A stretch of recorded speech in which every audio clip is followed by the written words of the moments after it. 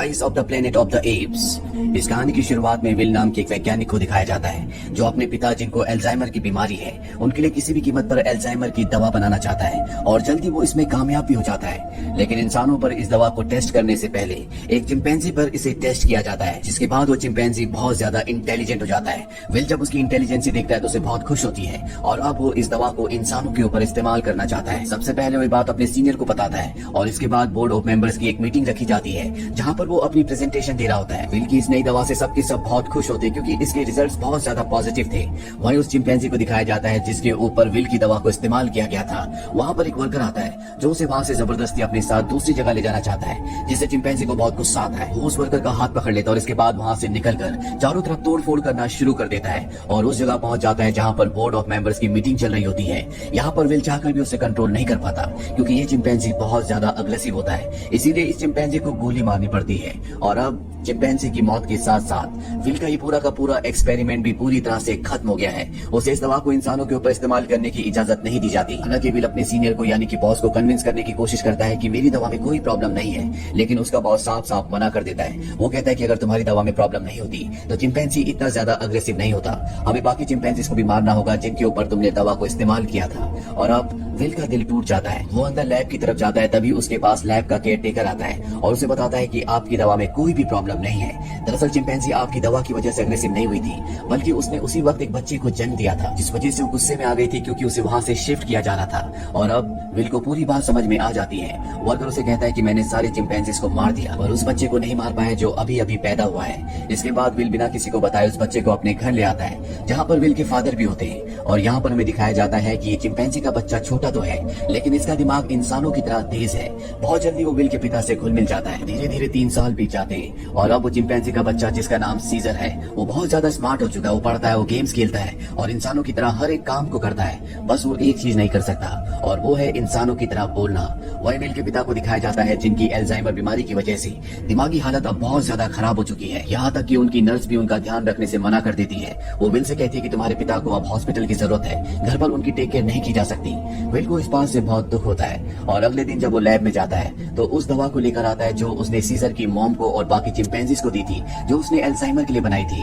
वो जानता है कि उसके पिता का बचना अब नामुमकिन है, इसीलिए वो रिस्क लेता है और अपने पिता को अल्जाइमर की वो दवा दे देता है। ये पहले इंसान होते हैं जिनके ऊपर इस अल्जाइमर की दवा को यूज किया होता है। और अगली सुबह जब विल उठता है तो देखता है कि उसके पिता पियानो बजा रहे हैं, वो पूरी तरह से ठीक हो चुके हैं। विल को देखकर बहुत खुशी होती है, यानी उसकी दवा ने उसके पिता को पूरी तरह से ठीक कर दिया है। वही हमें सीजर को दिखाया जाता है जो खिड़की से कुछ बच्चों को साइकिल चलाते हुए देखता है। सीजर का भी मन करता है कि वो भी उन बच्चों की तरह साइकिल चलाए, इसीलिए पड़ोस के घर में चला जाता है और उस घर का मालिक उसे देख लेता है, इसीलिए बेसबॉल का बैट लाकर वो उस पर हमला करता है, लेकिन इससे पहले कि वो उसे बुरी तरह से मारता। यहाँ पर विल और उसके पिता आ जाते हैं। विल उन्हें समझाने की कोशिश करता है कि ये सिर्फ खेलने की कोशिश कर रहा था, ये हार्मफुल नहीं है। और वो कहता है कि मेरे बच्चों को नुकसान पहुंचा सकता है और अगर ये चिंपैंजी का बच्चा दोबारा यहाँ पर आया तो मैं इसे मार दूंगा। अब यहाँ पर सीजर के पैर पर चोट लग गई होती है, इसीलिए विल उसे डॉक्टर कैरोलाइन के पास ले जाता है और जब कैरोलाइन उसका इलाज करती है तो उसे पता चलता है कि ये बहुत ज्यादा इंटेलिजेंट है क्योंकि वो चिंपैंजी यानी कि सीजर विल से इशारों में बात कर रहा होता है। दरअसल सीजर को साइन लैंग्वेज आती है और जल्दी वो डॉक्टर कैरोलाइन से भी दोस्ती कर लेता है। अब डॉक्टर कैरोलाइन को सीजर बहुत ज्यादा पसंद आता है, इसीलिए वो विल के घर आना शुरू कर देती है, जहाँ उसे पता चलता है कि सीजर हमेशा घर पर रहता है, उसे बाहर नहीं ले जाया जाता, इसीलिए सीजर हमेशा खिड़की से बाहर देखता रहता है। इसीलिए कैरोलाइन विल से कहती है कि हमें इसे बाहर ले जाना चाहिए और विल और कैरोलाइन अब सीजर को पास के एक जंगल में जिसका नाम रेडवुड है वहाँ ले जाते हैं, जहाँ कर सीजर को बहुत अच्छा लगता है। और इसी तरह से 2 साल और बीत जाते हैं और अब विल और कैरोलाइन एक दूसरे के साथ रिलेशनशिप में आ चुके हैं। सीजर भी अब बड़ा हो चुका है और हमेशा ही रेडवुड में आते हैं। और एक दिन जब ये तीनों के तीनों रेडवुड में होते तभी वहाँ पर एक फैमिली आती है जिनके पास एक डॉग होता है जिसके गले में पट्टा होता है, जो देखकर सीजर उदास हो जाता है क्योंकि उसके गले में भी पट्टा होता है। वो विल से इशारों में पूछता है क्या मैं तुम्हारा पालतू जानवर हूँ। इससे विल को बहुत दुख होता है। वो कहता है कि तुम मेरे पालतू नहीं हो, तुम मेरे बेटे हो। और अब सीजर अपने बारे में जानना चाहता है कि वो कौन है, वो कहाँ से आया है। इसीलिए विल सीजर को अपनी लैब के बाहर ले जाता और बताता है कि तुम्हारी मॉम यहाँ पर थी, हमने उसके ऊपर एक दवा का इस्तेमाल किया था और उसी दवा की वजह से आज तुम इतनी ज्यादा इंटेलिजेंट हो। और अब सीजर को अपने बारे में सब कुछ पता चल चुका है। इसके बाद एक घर आते हैं जहाँ पर विल के पिता को दिखाया जाता है जिनकी अल्जाइमर की बीमारी अब पहले जैसे वापस हो चुकी है क्योंकि जो दवा विल उन्हें दे रहा था अब उसने उनके दिमाग पर, उनके शरीर पर काम करना बंद कर दिया। इस बात से विल परेशान होता है और जब विल घर पर नहीं होता तो विल के पिता को दिखाया जाता है जो अपनी गाड़ी ड्राइव करने के लिए जाते हैं, लेकिन अल्जाइमर बीमारी की वजह से वो भूल चुके होते हैं कि गाड़ी को ड्राइव कैसे किया जाता है। इसीलिए वो अपने पड़ोसी की गाड़ी पर टक्कर मार देते हैं जिस वजह से उनका पड़ोसी बाहर आता है। ये वही पड़ोसी है जिसने बचपन में सीजर को मारा था। और अब वो विल के पिता को कॉलर पकड़कर गाड़ी से बाहर निकालता है, उन्हें मारने लगता है। और जब सीजर खिड़की से देखता है तो वो अपने आप को कंट्रोल नहीं कर पाता, वो बाहर आता है और उस पर हमला कर देता है। सीजर इतना गुस्से में आ गया होता है कि वो उस पड़ोसी की उंगली काट लेता है। इसीलिए कोर्ट ये फैसला करती है कि अब इस चिंपैंजी को यानी कि सीजर को घर पर नहीं रखा जा सकता। एनिमल कंट्रोल वाले उसे उस जगह ले जाते हैं जहाँ पर और भी चिंपैंजीज रहते हैं। हालांकि सीजर उस जगह नहीं रहना चाहता, लेकिन अब विल मजबूर है और वो कहता है कि तुम्हें अब यहीं पर रहना होगा। इस बात से सीजर को बहुत दुख होता है। वही विल के पिता को दिखाया जाता है जो अब पूरी तरह से अल्जाइमर के एक बार फिर से पेशेंट बन चुके हैं। और विल चाहता है कि वो पहले से भी ज्यादा स्ट्रॉन्ग दवा बनाए ताकि वो अपने पिता की बीमारी को हमेशा के लिए ठीक कर दे।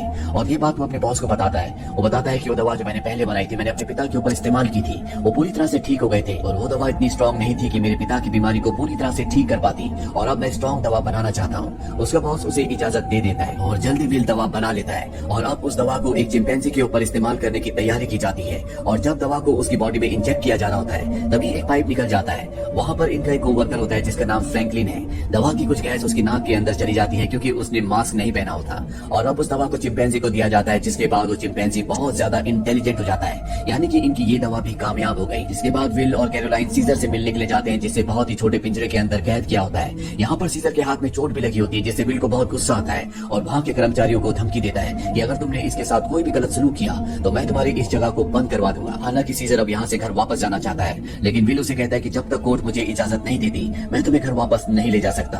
विल यहाँ से चला जाता है और सीजर बहुत ज्यादा उदास हो जाता है। दरअसल वो विल से नाराज है क्योंकि विल उसे अपने साथ घर नहीं ले जा रहा। साथ ही दूसरे चिंपैंजीज उसे यहाँ पर परेशान भी करते हैं। विल जब अपने घर जाता है तो देखता है कि उसके पिता की हालत बहुत ज्यादा खराब है। वो उन्हें दवा देना चाहता है पर विल के पिता मना कर देते हैं। वो कहते हैं कि अब मेरा वक्त आ चुका है। और इसके बाद विल के पिता की मृत्यु हो जाती है। विल अपने पिता की मृत्यु से पूरी तरह से टूट जाता है और अब सीजर के अलावा उसका कोई भी नहीं है। वो उसे अपना बेटा मानता है, इसीलिए बहुत सारे पैसे लेकर वो उस जगह जाता है जहाँ पर सीजर को कैद किया गया है। वहाँ का जो हेड होता है वो उसे बहुत सारे पैसे देता है और कहता है कि मैं सीजर को अपने साथ ले जाना चाहता हूँ। हालांकि वो मान जाता है पर सीजर दरवाजा बंद कर देता है क्योंकि अब वो विल के साथ नहीं जाना चाहता। वो विल से बहुत ज्यादा नाराज है। विल को लौटना पड़ता है। अब इस जगह काम करने वाले एक लड़के के कुछ दोस्त यहाँ पर चिंपैंजीज को देखने के लिए आते हैं और जब उनमें से एक लड़का सीजर के पास आता है तो सीजर उसे पकड़कर अपनी तरफ खींचता है और उसकी जेब से चाकू निकाल लेता है, जिस चाकू से रात को अपना केज खोलकर एक दूसरे केज के पास जाता है जिसके अंदर एक ओरेंगुटून को बंद किया है जो कि सर्कस से है। और सीजर इसका दोस्त है क्योंकि दोनों के दोनों इशारों में बात कर सकते हैं। वो इसे आजाद करवाता है और सीधा विल के घर जाता है जहाँ पर उसे वो नई दवा मिल जाती है जो विल ने अल्जाइमर के नए पेशेंट्स के लिए बनाई थी। और अब उस दवा को लेकर वापस वो उसी जगह आ जाता है जहाँ पर बाकी चिंपैंजीज को कैद किया गया है और वहाँ पर उस दवा को खोल देता है जिससे सारी की सारी गैस चिंपैंजीज इनहेल कर लेते हैं, जिसके बाद सब के सब चिंपैंजीज सीजर की तरह इंटेलिजेंट हो जाते हैं। उनके अंदर सोचने समझने की शक्ति आ जाती है। लेकिन फ्रैंकलिन जिसने गलती से इस दवा को इनहेल कर लिया था उसकी मौत हो जाती है। इसका मतलब ये है कि ये दवा सिर्फ चिंपैंजीज पर असर करती है, इंसानों पर इसका गलत असर होता है। वहीं सीजर को दिखाया जाता है जो अब बाकी चिंपैंजीज के साथ उस जगह से भागना चाहता है, लेकिन तभी वहाँ का एक वर्कर जो सभी चिंपैंजीज को बहुत टॉर्चर किया करता था वो आ जाता है और जब वो अपनी करंट वाली स्टिक से उन्हें करंट लगाने की कोशिश करता है तो सीजर उसका हाथ पकड़ लेता है। वो कहता है कि अपने गंदे हाथ मुझसे दूर रखो और यहाँ पर पहली बार सीजर बोलता है नो। इसके बाद सीजर पंच मारकर उसे वहीं पर गिरा देता है और बाकी सभी चिंपैंजीज को आजाद कर देता है और वो वर्कर उठकर एक बार फिर से अपनी इलेक्ट्रिक स्टिक लेकर इनकी तरफ बढ़ता है, लेकिन सीजर उस पर पानी फेंक देता है जिससे उसकी करंट लगने से मौत हो जाती है। इसके बाद सीजर सभी चिंपैंजीज को लेकर जू पहुंच जाता है। वहाँ के सभी चिंपैंजीज को ये आजाद करके अपनी टीम में शामिल कर लेते हैं और अब इस सब के सब विल की लैब में पहुंच जाते हैं। वहाँ पर भी बहुत सारे चिंपैंजीज होते हैं, ये उन्हें भी आजाद कर देते हैं और अब इन सब की एक टीम बन चुकी है और ये इंसानों के खिलाफ है। वही विल जिसे सीजर की बहुत ज्यादा चिंता होती है वो उस जगह कॉल करता है जहाँ पर सीजर को कैद कर रखा गया था और उसका कॉल कोई रिसीव नहीं करता। इसीलिए वो कैरोलाइन के साथ वहाँ पर पहुंच जाता है जहाँ पर एक जख्मी वर्कर होता है। वो उसे पूछता है कि यहाँ पर क्या हुआ। वो बताता है कि तुम्हारा चिंपैंजी सबको अपने साथ लेकर चला गया और वो पहली बार बोला भी था। और अब विल को समझ जाता है कि सीजर कहाँ गया होगा और अब विल समझ जाता है कि सीजर अपने सभी साथियों के साथ रेडवुड जा रहा है जहाँ पर बचपन में उसे ले जाया करता था। सीजर अपने साथियों के साथ रेडवुड की तरफ बढ़ रहा होता है। रास्ते में एक ब्रिज आता है जहाँ पर पुलिस इनका रास्ता रोक लेती है और इसके बाद चिंपैंजीज के और पुलिस के बीच में घमासान फाइट होती है। इनके ऊपर हेलीकॉप्टर से भी हमला किया जाता है और जब सीजर को नुकसान पहुंचने वाला होता है कि तभी यहाँ पर एक गोरिल्ला जिसका नाम बक होता है वो हेलीकॉप्टर के ऊपर कूद जाता है और हेलीकॉप्टर को क्रैश कर देता है जिससे उसकी जान चली जाती है। और तभी वहाँ पर चिंपैंजी कोबा आता है जो उस आदमी को मार देता है जो हेलीकॉप्टर से इन पर गोलियां चला रहा था। दरअसल कोबा वो चिंपैंजी है जिसकी बॉडी में लैब में नई दवा को इंजेक्ट किया गया था। और अब इस सब के सब रेडवुड पार्क पहुंच जाते हैं जहाँ पर विल भी कुछ देर में पहुंच जाता है। वो सीजर को आवाज लगाता है। एक दूसरा चिंपैंजी विल के ऊपर हमला करने वाला होता है कि सीजर उसे रोकता है। विल सीजर से कहता है कि तुम मेरे साथ घर चलो, नाराजगी छोड़ दो, नहीं तो पुलिस तुम सबको मार देगी। सीजर विल को अपने गले लगाता है और उसके कान में कहता है कि अब यही मेरा घर है। और विल समझ जाता है कि सीजर को उसकी दुनिया मिल चुकी है, वो उसके साथ लौट कर नहीं आएगा। इसीलिए विल इस जगह से चला जाता है और अब सीजर और उसके साथियों की ये एक नई दुनिया है। वो अपने सभी साथियों का यानी कि अपने ग्रुप का लीडर है। वही हमें विल के पड़ोसी को दिखाया जाता है जिसकी उंगली सीजर ने काटी थी। दरअसल ये एक पायलट होता है जो कि इंटरनेशनल फ्लाइट उड़ाता है और इसकी नाक से अब ब्लड निकलता है। दरअसल फ्रैंकलिन जो विल का कोलीग था जिसकी नई दवा के वायरस से मौत हो गई थी, वो दरअसल विल से मिलने उसके घर गया था, लेकिन तब उसकी मुलाकात इसी पड़ोसी से हुई थी। उसे खांसी आई थी जिससे खून के छींटे इसके ऊपर गिर गए थे और अब ये भी उस वायरस से इन्फेक्टेड है। ये इंटरनेशनल फ्लाइट उड़ाता है, इसका मतलब ये वायरस पूरी दुनिया में फैला देगा जिससे पूरी दुनिया बदल जाएगी और होता भी ऐसा ही है। इस मूवी का सेकंड पार्ट जो सन 2014 में आया था उसमें दिखाया जाता है कि वायरस को फैले हुए आज 10 साल हो चुके हैं और अर्थ से इंसानों की बहुत बड़ी आबादी खत्म हो चुकी है। अब वही जिंदा रहता है जो जेनेटिकली इस बीमारी से, इस वायरस से इम्यून है और ऐसा 500 बच्चों में एक ही बच्चा होता है जो जेनेटिकली इस बीमारी, इस वायरस से इम्यून हो। वही चिंपैंजीज को रेडवुड में दिखाया जाता है जो सैन फ्रांसिस्को के पास है। वो अब भी सभी चिंपैंजीज का लीडर है और अब पिछले 10 सालों में चिंपैंजीज पहले से भी ज्यादा स्ट्रॉन्ग और विकसित हो चुके हैं। इनका अपना एक इलाका है जहाँ पर इंसान नहीं आ सकते। सीजर का भी अब बेटा हो चुका है जिसका नाम ब्लू आई है और एक दिन सीजर का बेटा जब अपने दोस्त के साथ जंगल में घूम रहा होता है तभी उनके सामने एक इंसान आ जाता है जो जंगल में अपनी टीम के साथ हाइड्रो इलेक्ट्रिक डैम देख रहा होता है ताकि पूरे शहर को इलेक्ट्रिसिटी दोबारा से दी जा सके। और ये जो डैम होता है ये चिंपैंजीज के इलाके में है और अब वो आदमी जब सीजर के बेटे ब्लू आई और उसके दोस्त को देखता है तो डर जाता है और अपनी गन निकाल लेता है। सीजर का बेटा भी घुर्राने लगता है। वो आदमी डर कर गोली चला देता है जिससे सीजर के बेटे का दोस्त जख्मी हो जाता है। गोली की आवाज सुनकर सभी चिंपैंजीज यहाँ पर आ जाते हैं। साथ ही जिस आदमी ने गोली चलाई होती है उसके भी साथी जो यहाँ पर डैम को ढूंढ रहे होते हैं चिंपैंजीज इन्हें मारना चाहते हैं, लेकिन सीजर जो कि सबसे समझदार है वो सबको शांत करता है। इंसानों के ग्रुप का लीडर जिसका नाम मेलकम है वो सीजर से बात करता है। वो उसे बताता है कि हम यहाँ पर किसी को नुकसान पहुंचाने के लिए नहीं आए। सीजर उन्हें कहता है कि आज के बाद यहाँ पर मत आना, तुम सब यहाँ से चले जाओ। अब वो सब के सब यहाँ से चले जाते हैं और इन्हीं चिंपैंजीज में जो कोबा होता है जिसके ऊपर कभी इंसानों ने एक्सपेरिमेंट किए थे, जो इंसानों से बहुत ज्यादा नफरत करता है, वो सभी चिंपैंजीज से कहता है कि इंसान दोबारा से हमारी टेरिटरी में आ गए हैं, वो हमें नुकसान पहुंचाएंगे। इन्होंने एक्सपेरिमेंट के दौरान मुझे बहुत तकलीफ पहुंचाई थी और मैं नहीं चाहता कि मेरे साथियों के साथ भी ऐसा ही हो, इसीलिए इंसानों को हमें अपनी ताकत दिखानी होगी। और सीजर भी अब उसकी बातों में आ जाता है और ये सब तय करते हैं कि इंसानों की बस्ती में जाएंगे। और अब सीजर जो सबसे आगे घोड़े में होता है उसके साथ सभी चिंपैंजीज इंसानों के इलाके में जाते हैं। यहाँ पर दिखाया जाता है कि जो पहले खूबसूरत शहर हुआ करता था अब वो उतना खूबसूरत नहीं है। यहाँ पर टेक्नोलॉजी और बहुत सारी चीजें अब पूरी तरह से खत्म हो चुकी है और सीजर अपनी पूरी सेना को लेकर इंसानों के इलाके में पहुंच जाता है, जहाँ पर मेलकम एक बार फिर से सीजर के सामने आता है और वो सीजर से कहता है कि हम तुमसे माफी मांग चुके हैं। सीजर कहता है कि आज के बाद अगर हमारे इलाके में कोई भी आया तो हम उसे मार देंगे। हम जंग नहीं चाहते, लेकिन अगर इंसानों ने पहल की तो हम किसी को नहीं छोड़ेंगे। यहाँ पर कोबा भी है। कोबा चाहता है कि वो इंसानों से जंग लड़े, लेकिन सीजर इंसानों को वार्निंग देकर यहाँ से पूरी सेना के साथ निकल जाता है। वही मेलकम को दिखाया जाता है जो परेशान होता है क्योंकि जिस पावर प्लांट की इन्हें जरूरत है जिससे पूरे शहर में इलेक्ट्रिसिटी आएगी वो सीजर के यानी कि चिंपैंजीज के इलाके में है, जिस तक पहुंचकर इन्हें उसे ठीक करना होगा, तभी यहाँ पर बिजली आ सकती है। मेलकम अपने सीनियर से बोलता है कि हमें वहाँ पर जाना होगा, मुझे एक और मौका चाहिए, मैं ग्रुप लेकर वहाँ पर जाना चाहता हूँ, मैं सीजर से बात करूंगा।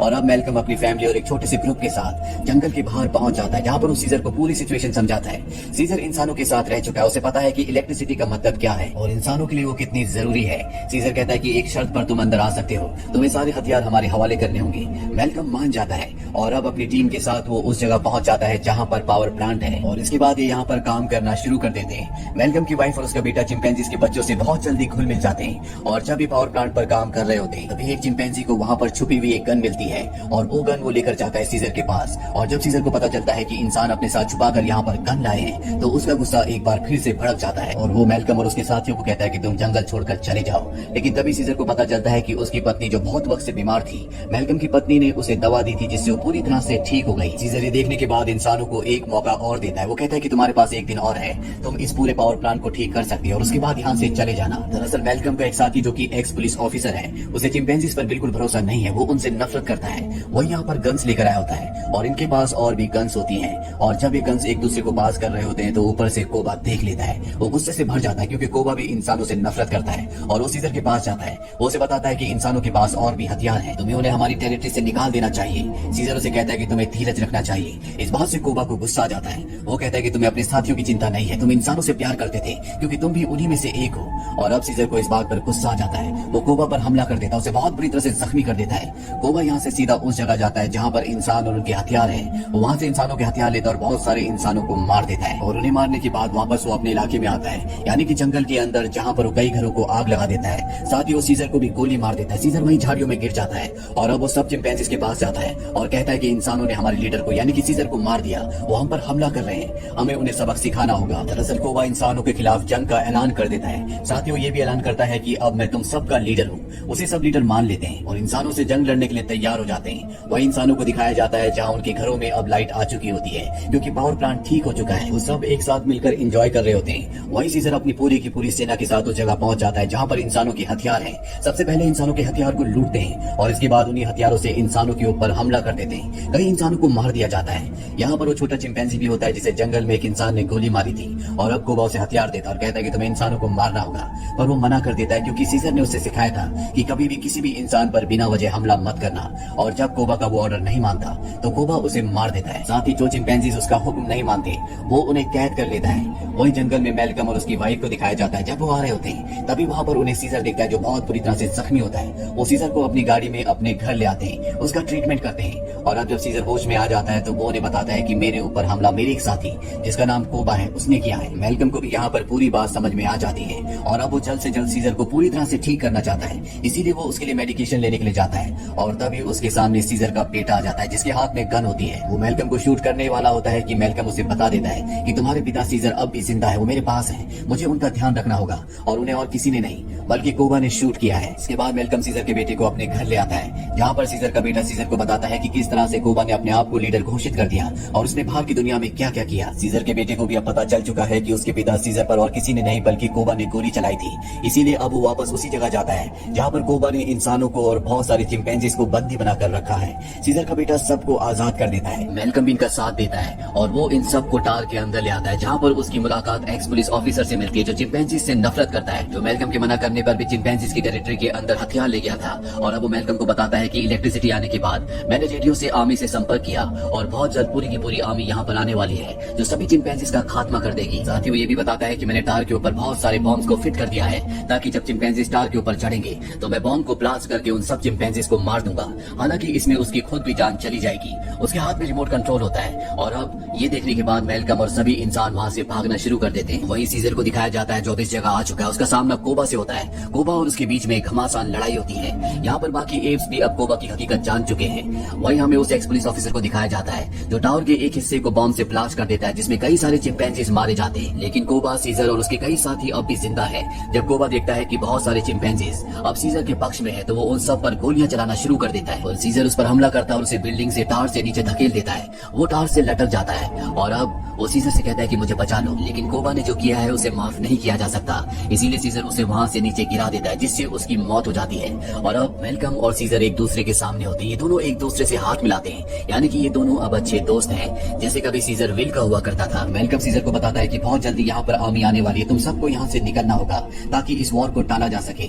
सीजर कहता है कि अब इंसानों के और चिंपैंजीज के बीच में जो वॉर है उसे कभी खत्म नहीं किया जा सकता, तुम्हें अपने परिवार को लेकर यहाँ से निकलना होगा। मैल्कम भी उसकी बात मान जाता है। सीजर और मैल्कम एक दूसरे के गले लगते हैं और इसके बाद मैल्कम अपने परिवार के साथ यहाँ से निकल जाता है। सीजर अब बाहर आता है जहाँ पर बहुत सारे एप्स होते हैं और सब के सब एप्स अब सीजर के आगे झुक जाते हैं क्योंकि उन्हें पता है कि अब इंसानों से उनकी वॉर होने वाली है और उन्हें एक लीडर की जरूरत है जो कि सीजर के अलावा कोई भी नहीं हो सकता। इसके आगे की कहानी का लिंक हमने नीचे डिस्क्रिप्शन में दिया है, तो आप उस पार्ट को भी जरूर देखें। उम्मीद करते हैं कि ये दोनों कहानियां आपको